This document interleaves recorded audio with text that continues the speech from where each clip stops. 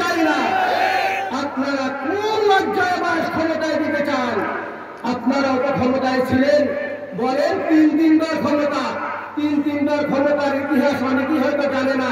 ওনারা 15ই ফেব্রুয়ারি একটা নির্বাচন করেছিলেন 15 দিনের জন্য, সেটা ওনারা কারণ করে বলে 3বার।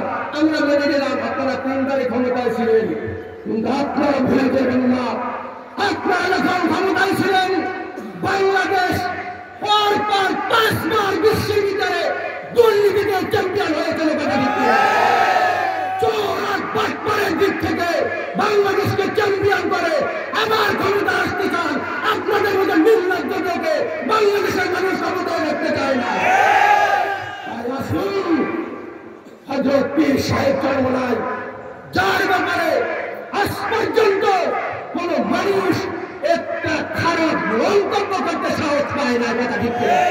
তাই সারনা পীর সাহেব হুজুরকে ক্ষমতায় নেওয়ার জন্য, চারনা পীর সাহেব হুজুরের হাতকে শক্তিশালী করার জন্য আমি সবাইকে উদাত্ত আহ্বান জানাই।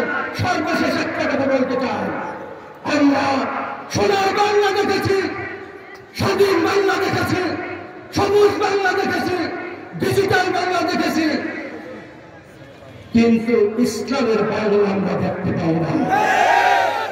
আগামী দিনে এদেশে একটি কল্যাণ রাষ্ট্র প্রতিষ্ঠা করার জন্য হযরত পীর সাহেব হুজুরের হাতকে শক্তিশালী করে ঘরে ঘরে, মাঠে মাঠে, প্রতিটা পাড়া মহল্লায় সবার কাছে একটাই মাত্র আওয়াজ সবার কাছে পৌঁছে